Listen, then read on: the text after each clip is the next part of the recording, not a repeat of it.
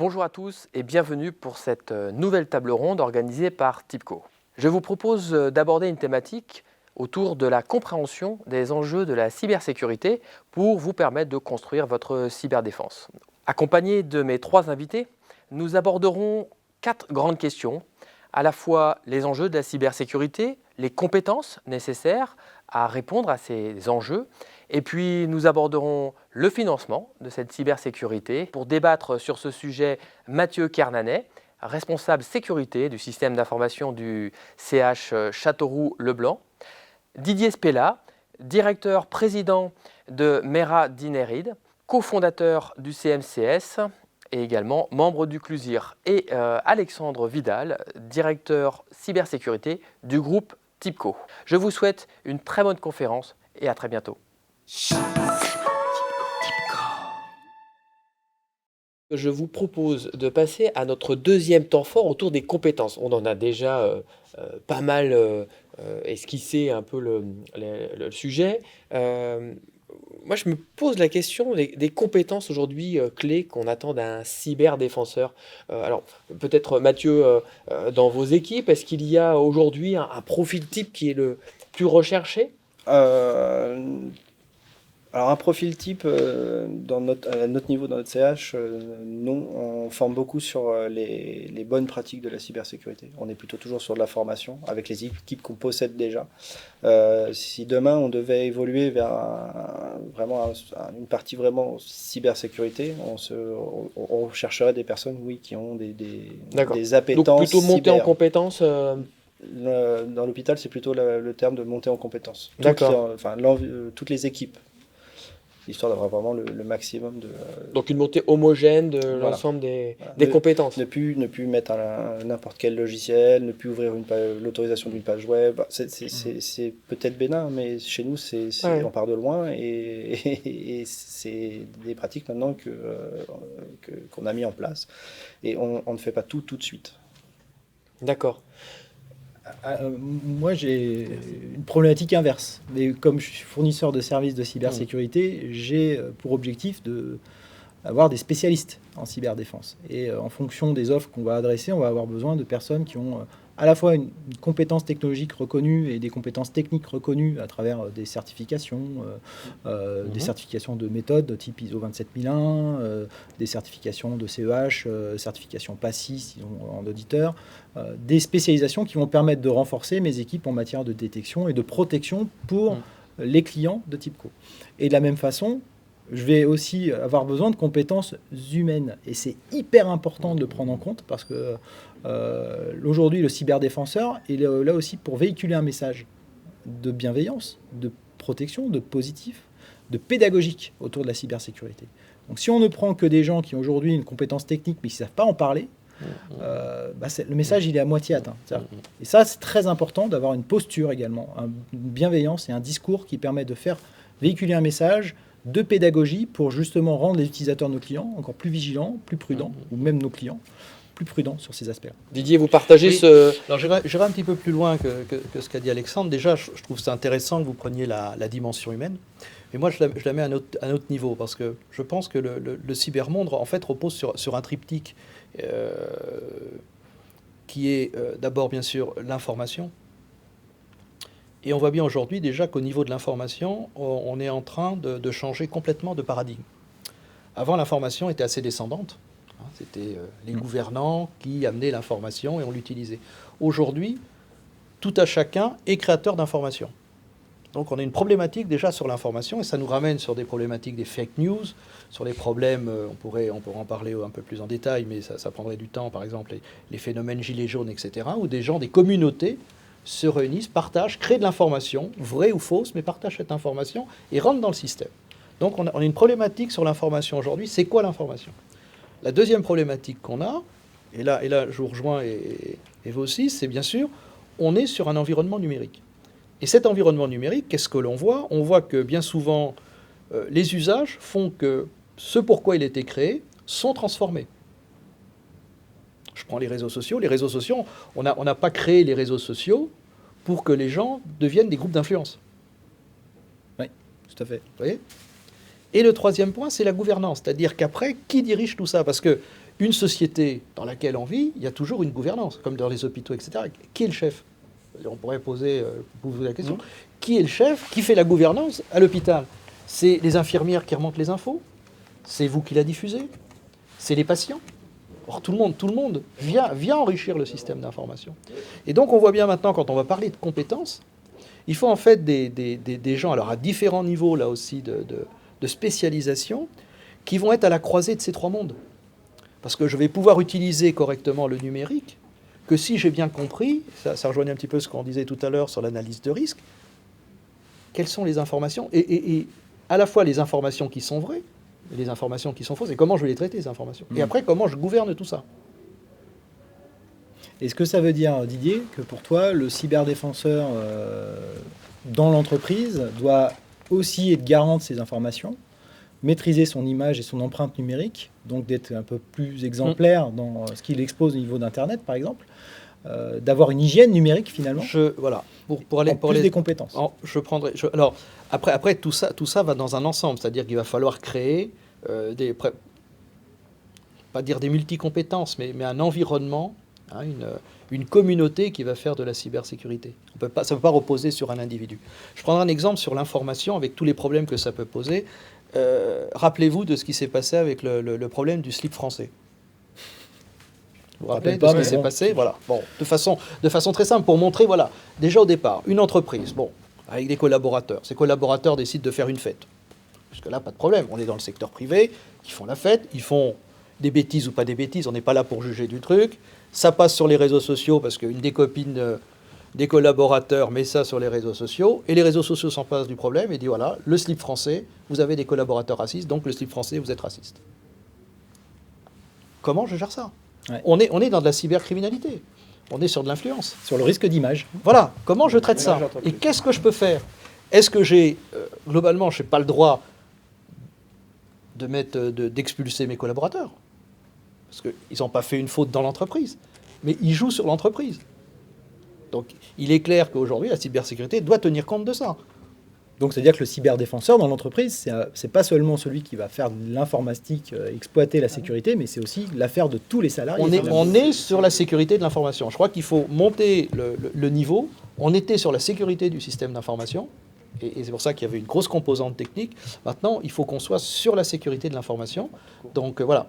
Et l'expert cyber, si on peut lui donner ce titre, ça sera la personne qui sera capable d'assurer la sécurité de l'information, avec tout ce qui se passe autour de ça. Donc ça s'élargit. Exactement. En termes de compétences, un gros défi, de gros enjeux pour vous en entreprise et pour vous qui accompagnez aussi les entreprises. Un vrai sujet. Et ce qui pose problème, je pense, aujourd'hui, c'est quand on... Bon, et c'est bien, les écoles montent des chaires cyber, mais qu'est-ce que je mets dans la chaire cyber, quoi? Et donc, je pense qu'il y aura plusieurs volets. En fait, plusieurs grades ou plusieurs certificats, comme vous le disiez. C'est-à-dire, moi, je suis expert cyber, mais sur la partie numérique. Moi, je suis expert cyber sur la partie information. Puis, il nous faudra des gens qui sachent coordonner tout ça. Tout à fait. Voilà, au fur et à mesure qu'on va monter dans les strates. Mais il faudra assurer la gouvernance de tout ça. Elles sont rares, les compétences cyber? Oui. Elles sont extrêmement rares. D'autant que, comme vous disiez, il y a aujourd'hui le développement d'un vrai cursus éducatif, pédagogique et scolaire qui se développe autour de la cybersécurité, mais il y a, allez, on va dire au bas mot, 15 ans de retard. Elles sont en cours de formation. Voilà.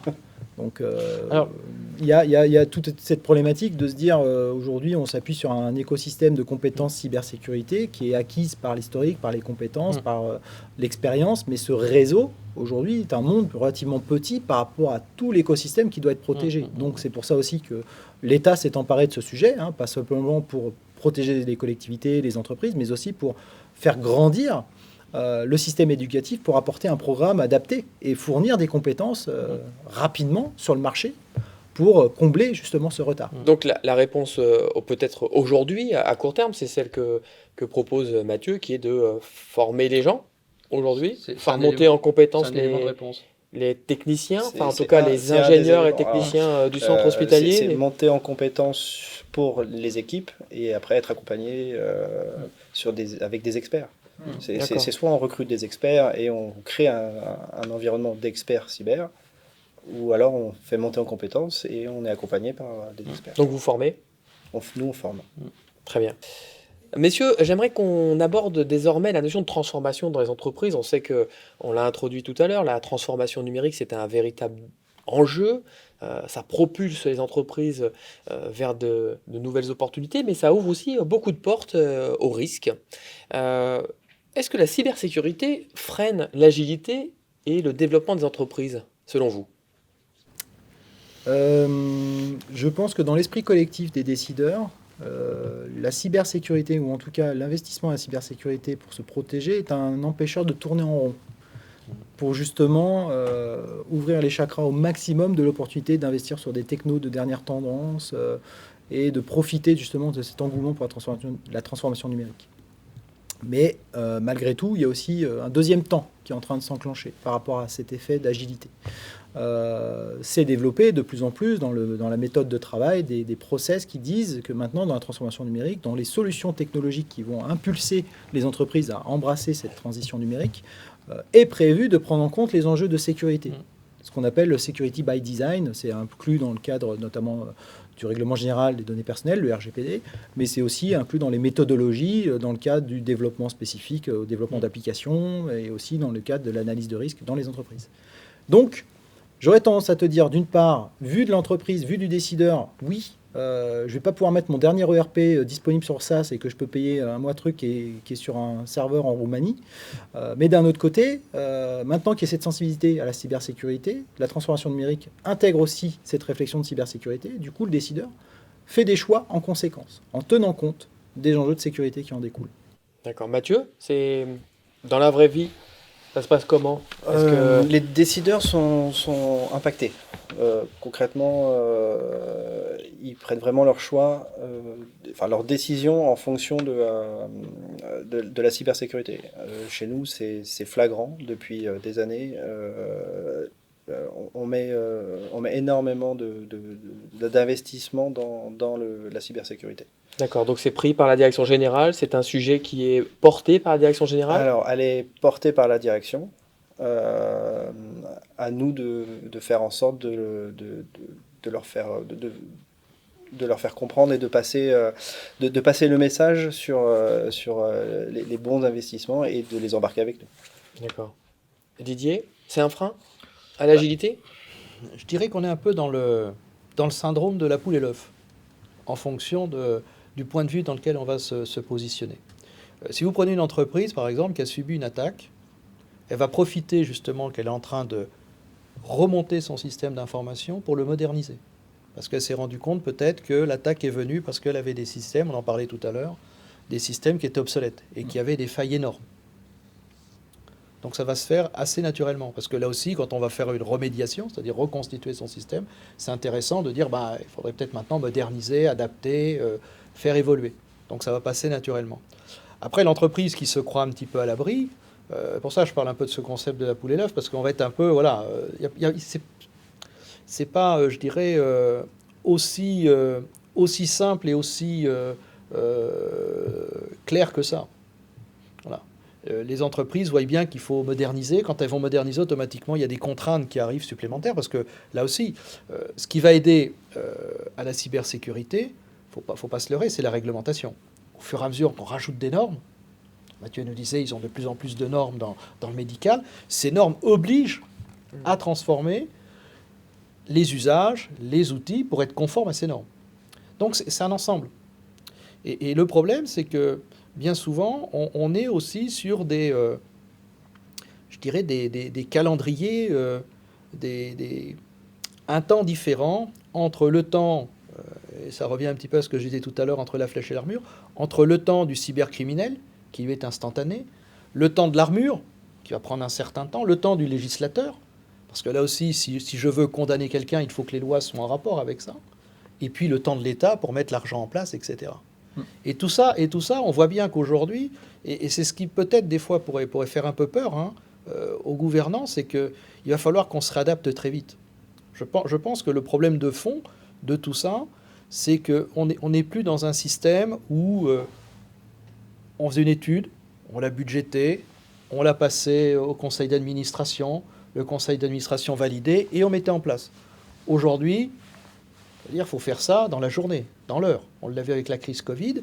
C'est-à-dire, et ça peut donner un certain, je dirais, moi, je suis un peu traumatisé là-dessus. Quels sont les pays, globalement, qui sont presque le mieux sortis en Covid? C'est les pays à couleur un petit peu dictatoriale.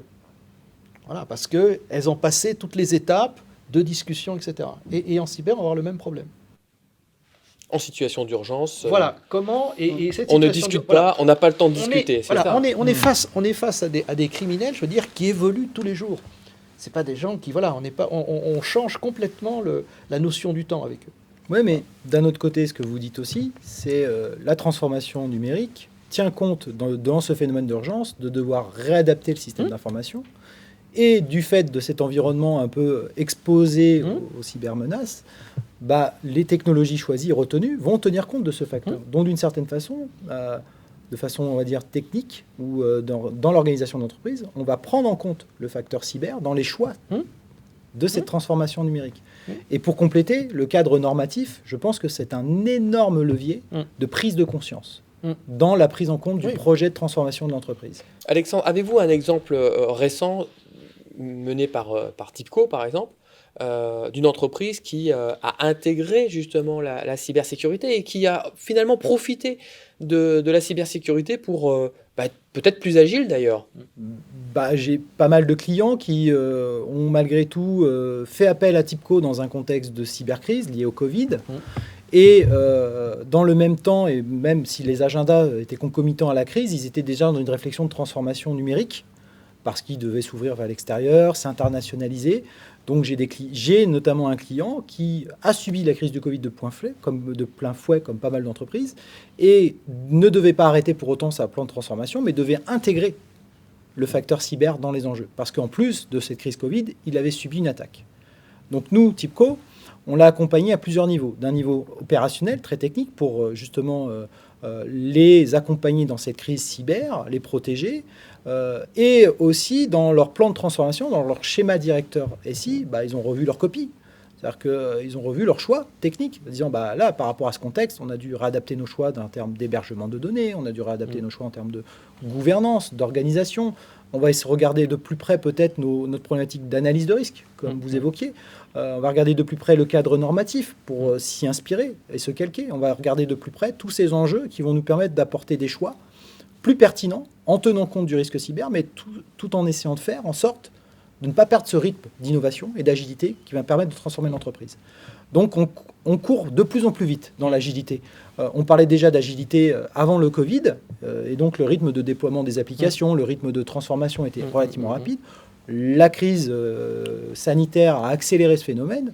Moi, je dis aujourd'hui, franchement, bien ambitieux, et l'entreprise qui va savoir se projeter à 6 mois, 1 an. Aujourd'hui, on peut difficilement savoir ce qui peut se projeter, ce qui peut arriver. Donc, le phénomène d'agilité s'accélère. Et dans un écosystème où aujourd'hui, la cyber a malgré tout profité du contexte de crise sanitaire pour se développer, pour exploser. Nous, TIPCO, on a quand même, à l'échelle de TIPCO, petit aparté, on a sur 1 an subi 700 000 attaques au niveau du SOC. C'est quand même pas rien. Pour un volume de quel portefeuille? Combien Un client. Moi, je te parle que de TIPCO. Que de TIPCO, d'accord. Ah non, je ne parlerai pas des clients, c'est confidentiel, mais en tout cas, à l'échelle de TIPCO, c'était 700 000 attaques dans l'année. Donc c'est quand même phénoménal pour une entreprise comme TIPCO. Donc on peut très bien imaginer que nous, ces chiffres-là, on ne les avait pas il y a 2 ans, il y a 3 ans. On est dans un phénomène d'accélération. C'est exponentiel? Ah, complètement. Et donc, la transformation d'entreprise, l'accélération des attaques, plus le fait que on est dans un cadre où on a du mal à se projeter, impose que les choix doivent être faits avec une efficience, mais redoutable. D'accord. Mais ça, si vous permettez, ça ramène à un point que vient de soulever Alexandre indirectement, c'est que la cybersécurité, en fait, avant, pouvait être envisagée comme un centre de coût, en fait, nous amène à un avantage concurrentiel. Absolument. Parce que il va être plus intéressant, je dirais, pour un client comme vous, d'avoir un prestataire qui est capable d'identifier 700 000 attaques, de les contrer, etc., plutôt que de dire, je ne sais pas combien d'attaques. Voilà. Donc cet avantage concurrentiel va faire que, naturellement, c'est pour ça que je reviens un peu sur ce concept de la poule et l'œuf, voilà, c'est... L'exemplarité. Voilà, l'exemplarité, l'avantage concurrentiel, automatiquement, oui, il faut que je fasse ma transformation numérique, mais en plus, le fait de mettre de la cybersécurité me donne une pérennité, me donne beaucoup de confiance vis-à-vis de mes clients, et à partir de là, c'est un effet bénéfique. Et les clients de nos clients le demandent maintenant. Bien sûr. Il y a le cadre normatif, les exigences Oui. de la norme de clients dans certains marchés, le marché de l'industrie, l'automobile, l'hospitalier. Mais il y a aussi des clients qui disent maintenant, en tant que sous-traitant, je veux avoir des garanties. Prouvez-moi que vous êtes... Ça rejoint ce qu'on disait tout à l'heure avec les sous-traitants, les partenaires. Et puis surtout, il faut bien comprendre que toute société n'a existé et n'existe que pour, les gens se réunissent, pour essayer de vivre dans un espace avec un niveau de risque acceptable. Et par un moment, on n'avait plus ce risque acceptable au niveau de la cyber. Et donc, on demande de nouveau à ce qu'on vive, parce qu'on sait bien que le risque zéro n'existe pas, mais au moins vivre et utiliser le cybermonde dans un espace de risque acceptable. C'est-à-dire être capable de minimiser en fait l'impact d'un sinistre. C'est ça le problème. Et toutes les sociétés aujourd'hui ne sont pas capables de le faire. Et donc, bien sûr, le fait d'adapter sa transformation numérique en utilisant la cybersécurité, ça devient des partenaires de confiance. C'est ça aussi qu'il faut chercher. Et ça m'amène à travailler avec des gens qui vont me permettre, moi, d'évoluer au niveau de ma société ou de ma collectivité territoriale dans un risque acceptable. Alors, on a parlé d'agilité. Je vous propose qu'on parle un peu de sous. Eh oui, tout ça a un coût.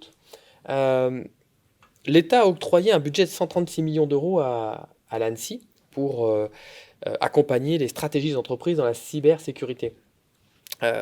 Vous, au niveau du CH Châteauroux-le-Blanc, avez-vous eu des démarches d'aide Est-ce que vous avez pu bénéficier, entre autres, d'aide de l'État pour vous cyberdéfendre? Oui, on a postulé au plan France Relance, qui nous octroie des budgets de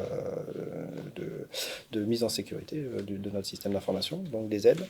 Le gros avantage de cette solution, c'est que les fonds sont amorcés avant et on met en œuvre. Et ensuite, les fonds suivent par mise en place des packs suivants. Donc on a un premier fonds d'amorçage qui vient tout de suite. C'est comparé, vous avez H-Open aussi, ou le Ségur de la santé, où là il faut avoir les prérequis, donc avoir amorcé sur fonds propres les démarches, et ensuite récupérer, si vous avez atteint les objectifs, vous récupérez du budget. Et c'est plus difficile à mettre en œuvre. Oui. Donc on revient sur deux systèmes. Voilà, donc le plan France Relance qui va démarrer là sur courant octobre.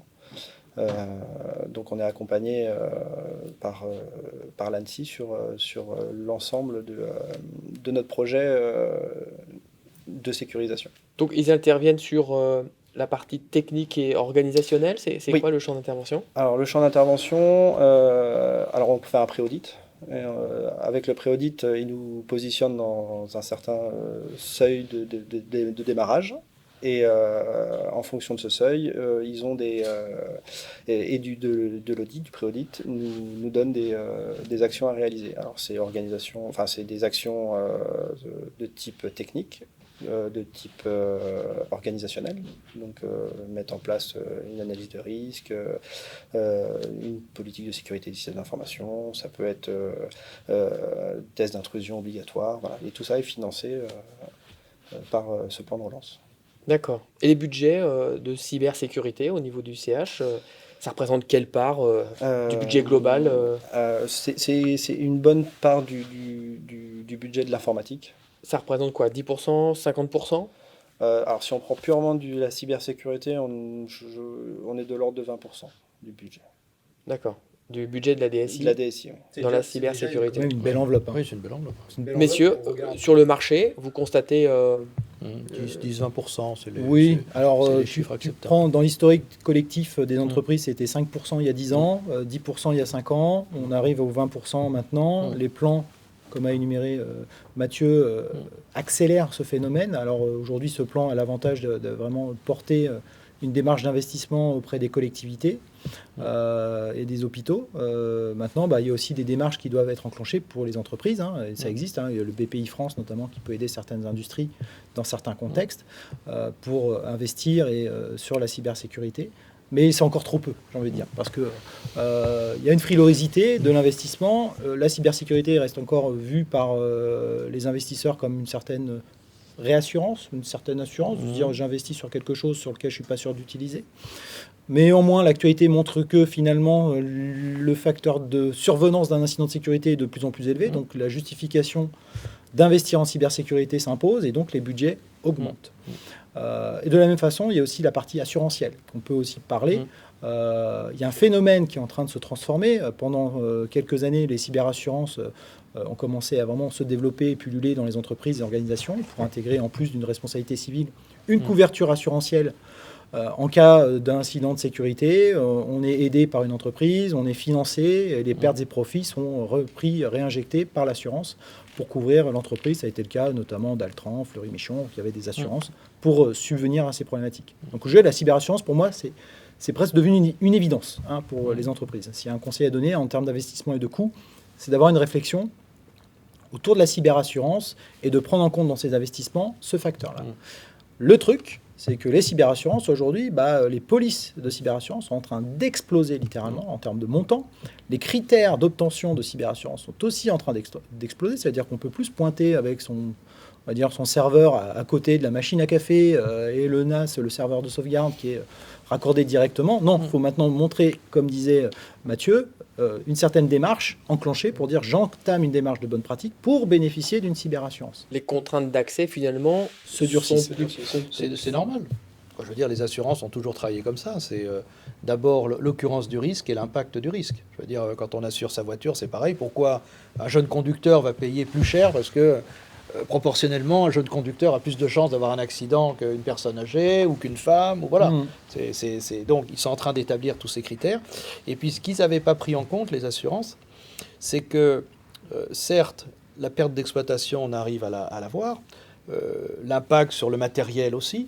Le problème, c'est reconstituer le système d'information. Ouais, et surtout le patrimoine informationnel. Voilà. Et là, on le découvre, je veux dire, quand on est en face de la chose. Même pour des entreprises.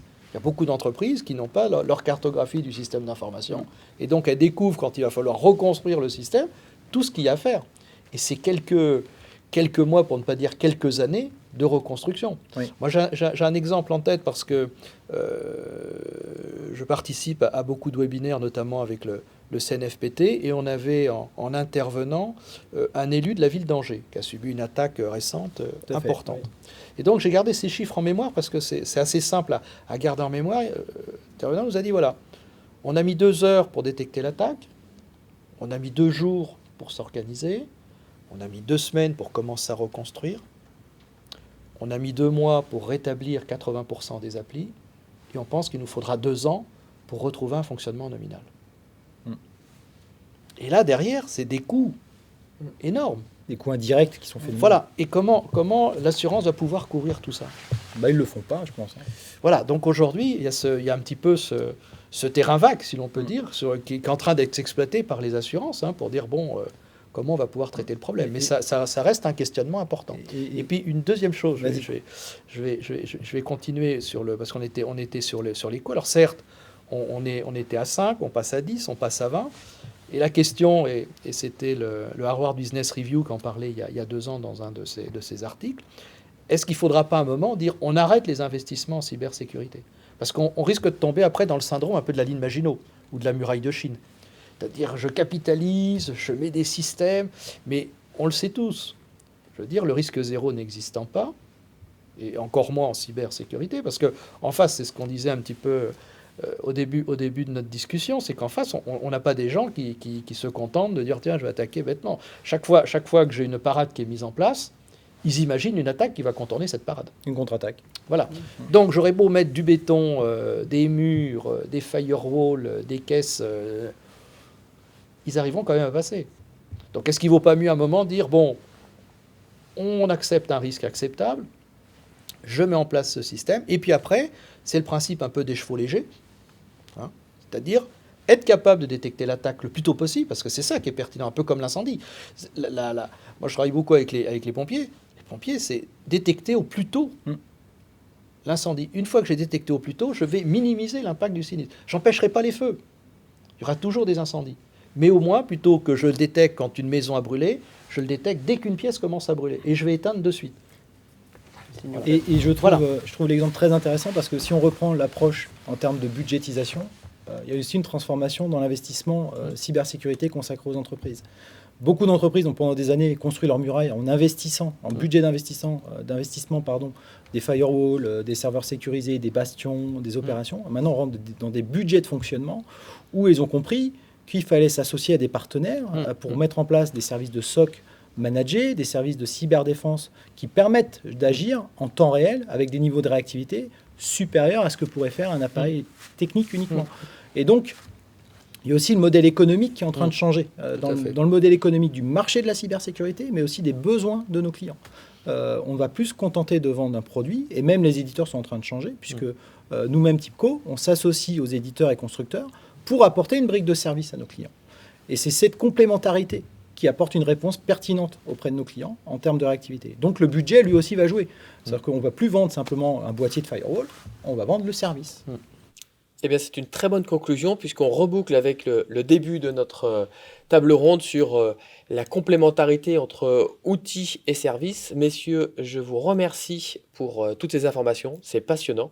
On a appris beaucoup de sujets, beaucoup de thématiques. On a ouvert les portes et les boulevards de la cybersécurité. Et je pense que désormais, les hackers ont intérêt à bien se tenir. Et je vous souhaite une très belle journée. Merci. Et puis, à très bientôt. Merci à vous pour cet échange. Merci. Merci à tous. Au revoir.